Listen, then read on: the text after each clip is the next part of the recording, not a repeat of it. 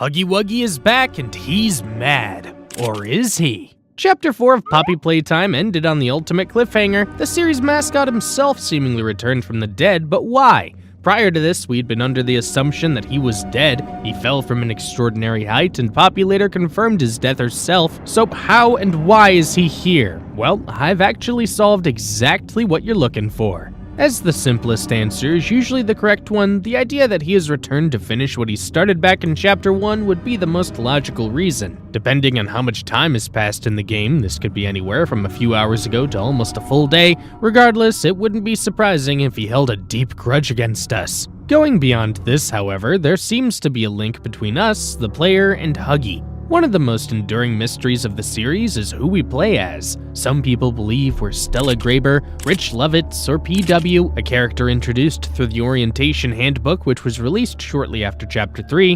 This has led to a solid theory that we are playing as him due to the player sharing the same birthday.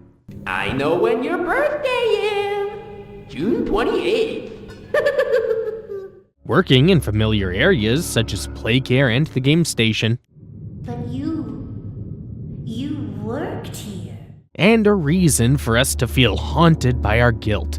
PW was a biologist in the factory. He directly participated in the experiments. That means that if we're playing as PW, we could know Huggy due to him being one of our experiments, perhaps our first. Huggy's face haunts us long after Chapter 1 finishes. Our Home Sweet Home hallucinations feature a nightmare Huggy and ends with one during Poppy's monologue. There is potential history between us, which makes the idea of Huggy wanting to kill us even more logical. There's also a chance that Huggy remembers his previous life. Back when Huggy escaped from Playtime back in 1992, he was finally found standing outside a house. While it was noted that his intentions were unclear, we see this kind of behavior in a bigger body who's very similar to Huggy, his wife, Kissy Missy. In Chapter 3, we see Kissy sitting on a bed, ignoring our presence and sadly gazing at a picture. As Huggy and Kissy were made to complement one another, it would make sense that their experiments undertook similar methods, subsequently resulting in a similar outcome. If Huggy really does remember his past, that's going to have a huge impact on his behavior. And contrary to what we're made to believe, Huggy does appear to have his own mind as proven by a Chapter 2 tape. Experiment 1170, Huggy Wuggy, remains the optimal outcome due to his sufficient intelligence paired with maximum obedience. End of log. Huggy possesses intelligence which differs vastly from a previous bigger body, Experiment 1166, aka Yarnaby, who appears to only have strength. He operates in the way Yarnaby should by being a loyal and caring friend to his owner, but the cognitive functions of Quinn Navidson, who was turned into Yarnaby, appear to be gone. Huggy, and by extension Kissy, are improvements from this failure, and so they can retain their previous human tendencies, which grants them agency. Even though Huggy is described as having maximum obedience, we've already shown that this was not foolproof as he turned on the Playtime staff various times. Huggy escaped from the factory for hours and, most shockingly, participated in the Hour of Joy, brutally murdering people without hesitation. This proves that Huggy was also able to obey the prototype. All of this shows us that Huggy is not only intelligent, but also has emotions and acts on them. That's why I believe the real reason Huggy has returned for Chapter 5 is to save us. Yes, that's going against common sense, but there's a reason for it. If you look at the room we are trapped in at the end of Chapter 4, there's no way out. That would mean that Chapter 5 would be very short, as would the entire story. Unless Kissy jumped down into the hole to rescue us, we're on our own. For this reason alone, it doesn't make perfect sense for Huggy to be there simply to kill us, but then, why the sudden change of heart? As we've already said, there hasn't been a significant amount of time between Chapter 1 and Chapter 4 in game hours, so why would Huggy have such a shift? We think this, once again, goes back to Huggy's intelligence and agency. Although we have no evidence on how Huggy feels towards the prototype, we do know that the prototype has his fair share of enemies. We tried to fight it. The prototype's control. I am the last of the smiling critters.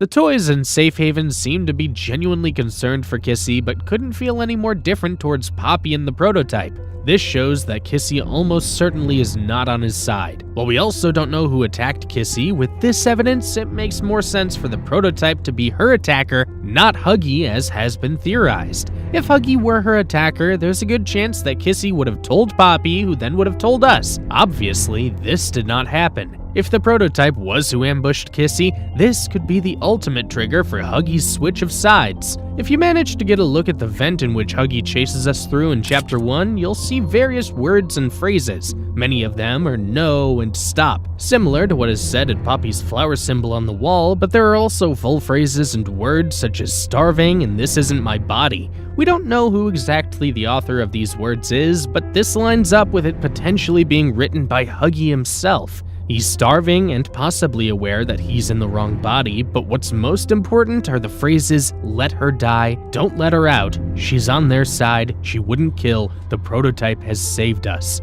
Whoever wrote these words hates Poppy. While this is a similar sentiment shared throughout the factory, the last line differs from what the toys in Safe Haven, for example, feel. The toys in Safe Haven despise Poppy as she left them and never returned. You disappeared. You left us. We looked and we looked, and there was just nothing. No sign of you.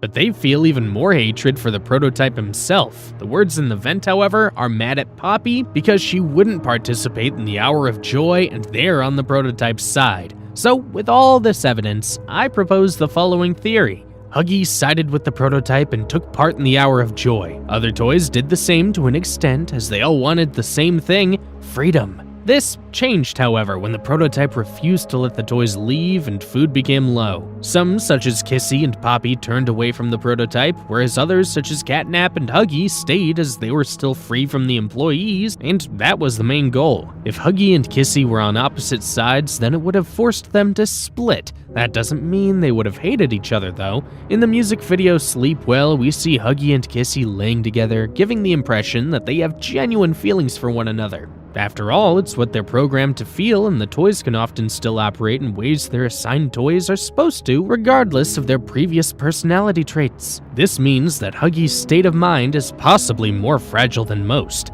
He's starving, he doesn't have any companionship, and the player does something which could have triggered him severely. Similar to Catnap, Huggy doesn't attack us until a specific moment. This moment was after we started the Make-A-Friend machine and created a toy. This could have sparked some trauma within Huggy, and that's why he went for us. It possibly had nothing to do with orders from the prototype, but him acting off his own emotions. He then pulls himself up in Chapter 2, leaving tufts of hair and blood in his wake. He somehow patches himself back together, continues to stalk us silently around the factory, and sees the prototype kill Catnap, almost kill Kissy, and blow up Safe Haven. It's at this point that Huggy realizes that the prototype is never going to be the savior of the toys. It's just a matter of time before he's next. That's why he has no choice but to switch sides and be our ally. For now, at least. Huggy being on our side will still be a cautious one, as he could flip at any moment, but right now we're his only option, and he's really our last hope too. It's the reason he had to return. What do you think will happen with Huggy next chapter? Let me know in the comments. Also, subscribe if you love your mom.